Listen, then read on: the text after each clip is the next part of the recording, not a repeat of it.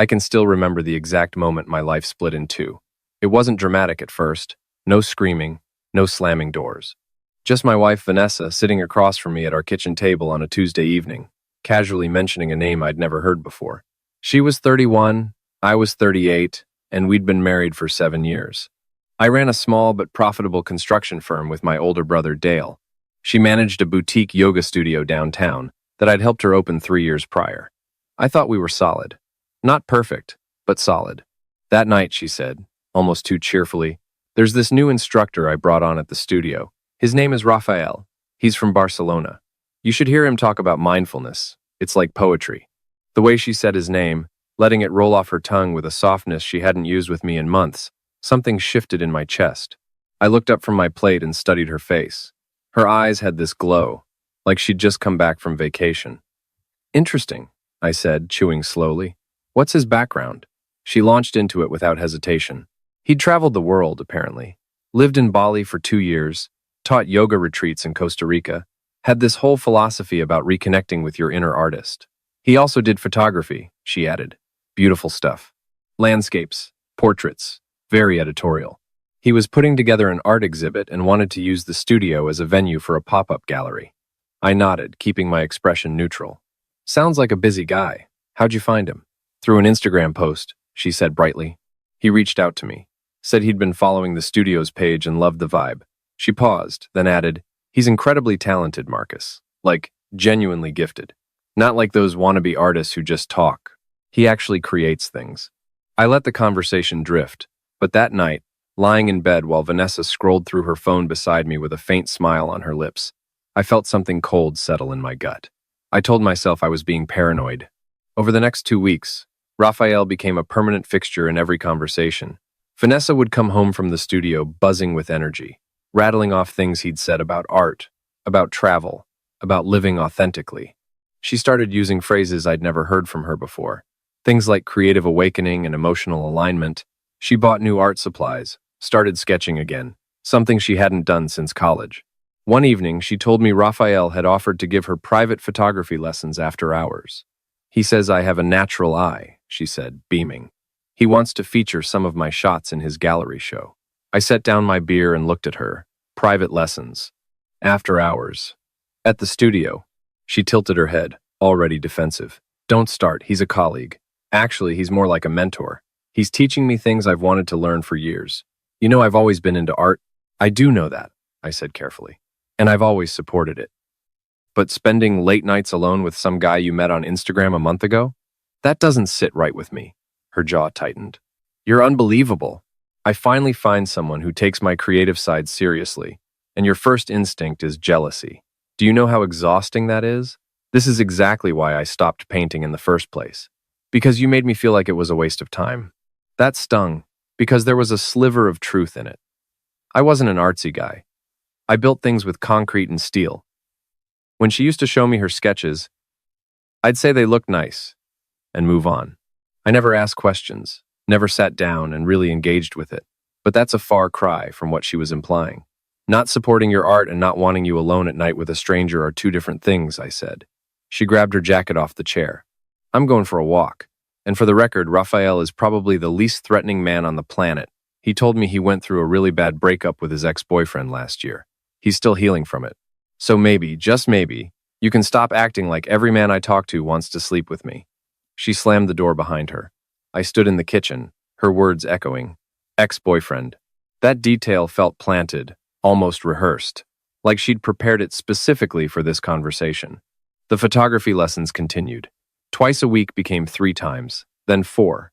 Vanessa started coming home later and later, sometimes past 10, smelling faintly of wine, her hair slightly undone. Each time I questioned it, the fight was the same. She'd accuse me of being controlling, of stifling her growth, of caring more about the construction business than about her happiness.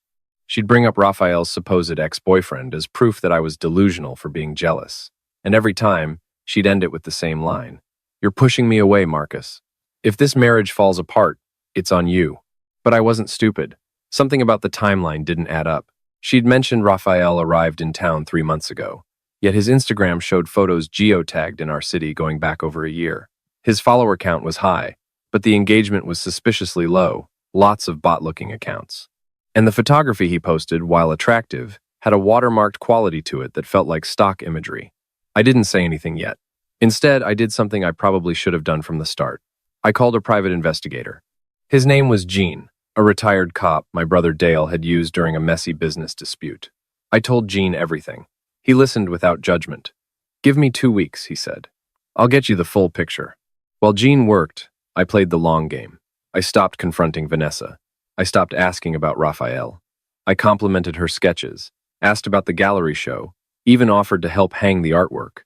She was suspicious at first, then slowly warmed up, probably thinking she'd won. Meanwhile, I quietly consulted a divorce attorney named Shauna. She was sharp, no nonsense. She told me to document everything, touch nothing, and above all, don't let Vanessa know I was gathering evidence. "If she destroys her phone or wipes messages," Shauna said, "you lose leverage, so keep smiling and keep quiet." It was the hardest thing I've ever done, playing the supportive husband, while my insides were rotting with suspicion. But I did it. I smiled. I cooked dinner. I asked about her day. And every night, after she fell asleep, I lay there staring at the ceiling, waiting for Gene's call. It came on a Thursday morning. I was at a job site when my phone buzzed. Gene's voice was flat, professional. "You need to come see this," he said. "I don't want to do it over the phone." I met him at a diner off Route 9. He slid a manila folder across the table. Inside were photographs. Vanessa and Raphael at a wine bar, his hand on her thigh.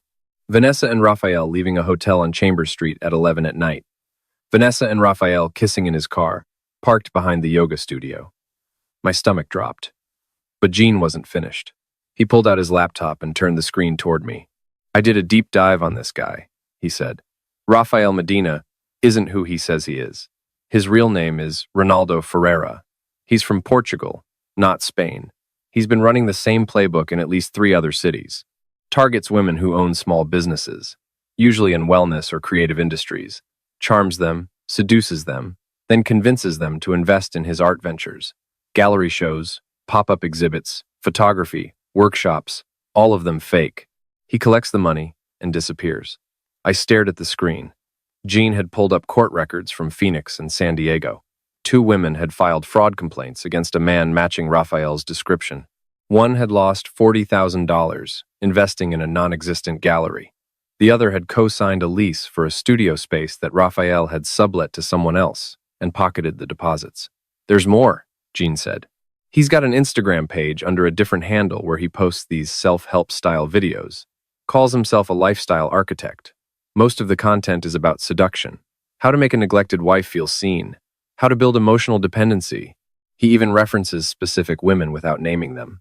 There's one video from about 6 weeks ago where he talks about a yoga studio owner who's starving for creative validation. He laughs about how easy it was to get her to trust him. I felt the blood drain from my face. "That's my wife," I said. Gene nodded slowly. "I know. I'm sorry." I drove home in a daze. When I walked through the door, Vanessa was in the living room sketching on her tablet. She looked up and smiled. "Hey, you're home early. Everything okay?" I almost broke right there, almost grabbed her tablet and hurled it at the wall. But Shauna's voice echoed in my head. "Don't let her know." "Not yet." So I smiled back. "Yeah," I said. "Just a slow day at the site." That night I couldn't sleep. I kept thinking about those photographs, the hotel, the kissing, the way she'd looked at him with an expression I hadn't seen directed at me in years. And underneath the rage, a darker thought. She wasn't just cheating. She was being conned, and she had no idea. 2 more weeks passed. During that time, Gene uncovered the final piece. Raphael had convinced Vanessa to invest $35,000 into a pop-up gallery space he claimed to be renting downtown. The lease was in her name. The money came from her business account. She hadn't told me a word about it. When Gene showed me the bank records, I felt something inside me go cold. Not angry anymore, just cold. I called Shauna and laid everything out. She whistled low. "This is airtight," she said. "Infidelity, financial fraud, the whole thing. You're going to be fine, Marcus. We file whenever you're ready." But I wasn't done. I needed Vanessa to see exactly who Raphael was. Not because I wanted to save the marriage. That was over the moment I saw those hotel photos. But because some part of me, maybe the part that still remembered the woman I married, wanted her to know she'd been played by a predator. And I wanted her whole family to see it too. The opportunity came on its own. Vanessa's parents hosted a Sunday dinner every month at their house in Westchester. Her father, Bill, was a retired accountant, a precise, no-nonsense man. Her mother, Diane, adored Vanessa and had always been slightly cool toward me, thinking I wasn't cultured enough for her daughter. Fine, let them see the truth. That Sunday, I arrived with a USB drive in my jacket pocket. We sat around the dining table, the five of us, Vanessa, her parents, her younger sister Brooke, and me. Vanessa was in high spirits, talking about the upcoming gallery show, about how Raphael's vision was going to transform the local art scene. She even mentioned the investment. She spun it as a business decision. "I'm diversifying," she told her father proudly. "Raphael says the return on gallery openings in this market is incredible." I set down my fork. "Actually," I said, keeping my voice even, "I think everyone at this table needs to see something before we go any further with the gallery conversation." The room went quiet. Vanessa looked at me, a flicker of unease crossing her face. I pulled out my phone and connected it to Bill's living room TV using the Chromecast. "What are you doing?" Vanessa said, her voice tightening. "Showing everyone who Raphael really is," I said. Then I played the videos. Jean had edited together a clean, devastating reel. First, the photographs. Vanessa and Raphael at the wine bar, at the hotel, kissing in the car. Diane gasped. Bill's face went white. Brooke covered her mouth. Vanessa shot up from her chair. "Turn that off. Turn it off right now." I didn't. Next came Raphael's Instagram videos, the ones where he talked about seducing neglected wives, the one where he specifically referenced a yoga studio owner. His voice filled the room, smug and casual, as he described his technique for making lonely women feel like they were having a creative renaissance when really he was just isolating them from their husbands. Then the court records from Phoenix and San Diego appeared on screen. The fraud complaints, the fake galleries, the disappeared deposits. The room was dead silent. Vanessa stood frozen, her face cycling through shock, denial, and something that looked like physical pain. Her father spoke first. "How much did you give him?" he said to Vanessa. His voice was barely a whisper. Vanessa's lips trembled. "35,000, she whispered. Bill closed his eyes. What followed was the ugliest hour of my life. Vanessa collapsed into sobs, alternating between screaming at me for humiliating her and begging me not to leave. She kept saying she didn't know. She didn't know he was a fraud. She thought the gallery was real, the feelings were real, all of it. I believe she didn't know about the scam, but the cheating? She knew exactly what she was doing. She'd looked me in the eye for months and lied, told me he was gay, told me I was controlling, made me feel like the villain for trusting my own instincts. I stood up from the table. "I'm filing for divorce," I said. "Papers will be served this week." Vanessa grabbed my arm. "Please, please don't do this. I made a mistake. He manipulated me. He told me everything I wanted to hear. He made me feel like I mattered." "You do matter," I said, "but not to me. Not anymore." Her father tried to intervene, suggesting counseling, suggesting we take time. But Diane, to her credit, sat silently with tears streaming down her face and said nothing. I think she understood. The divorce was swift. Shauna dismantled Vanessa's position with surgical precision. The evidence of infidelity combined with the unauthorized transfer of $35,000 from a joint adjacent business account painted a damning picture. Vanessa's attorney tried to argue emotional neglect, claiming I'd driven her into Raphael's arms by ignoring her creative needs. The judge wasn't persuaded. I kept the house, my full share of the construction company, and our joint savings. Vanessa kept the yoga studio, what was left of it, and her car. The $35,000 was gone. Raphael, or Ronaldo, or whatever his name actually was, had vanished 3 days after the Sunday dinner. Cleared out his apartment, deactivated his Instagram, disconnected his phone. Jean traced him to a flight to Lisbon. He was gone, but I wasn't done with him either. I worked with Shauna to file a civil fraud complaint and forwarded everything, the videos, the court records, the financial trail, to a contact Jean had at the FBI's Internet Fraud Division. 6 months later, I got a call. They'd arrested him in Milan. He'd been running the same scheme on a British woman who owned a Pilates chain. The Italian authorities were cooperating with U.S. law enforcement on extradition. I didn't celebrate. But I won't lie, I felt something close to satisfaction. During the divorce proceedings, Vanessa dropped a bomb. She told me she was pregnant, said it was mine, that the timing lined up, that we'd been intimate enough in the months before the separation. I looked at her across the attorney's conference table and said one word, "Test." She recoiled. "You don't trust me at all, do you?" I almost laughed. No, Vanessa. I don't.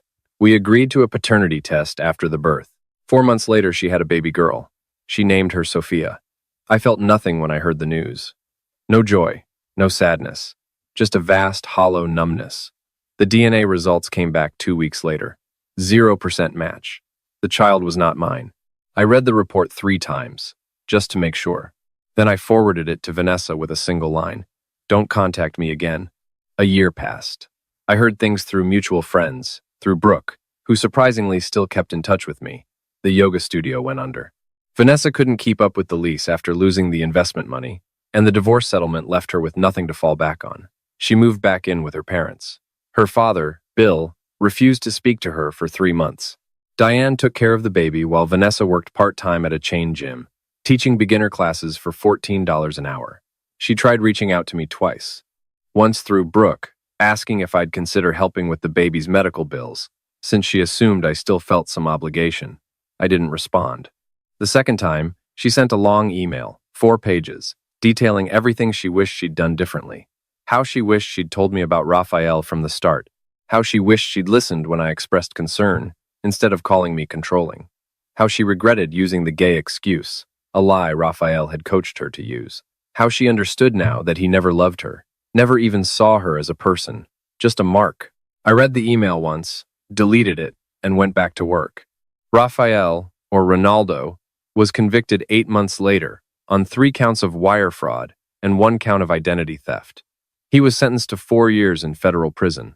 His Instagram, his fake photography portfolio, his seduction videos, all scrubbed from the internet by court order. The British woman from Milan testified at his trial. So did the woman from Phoenix. Vanessa was invited to testify, but declined. Brooke told me she couldn't face it. I'm 40 now.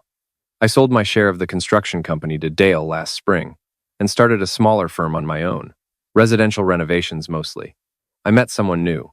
Her name is Claire. She teaches high school history. She reads constantly, stacks of books on every surface of her apartment, and I make a point to ask about every single one. Not because I love reading. I still don't. But because I learned, the hard way, that paying attention to what someone loves is not optional in a relationship. It's the whole point. I still think about Vanessa sometimes, not with anger, not with longing, just with this quiet clarity that comes from knowing exactly when something broke and understanding, finally, that I couldn't have fixed it. Because the cracks weren't just hers, they were mine too. I just wish she'd given me the chance to try before she let a stranger burn our house down.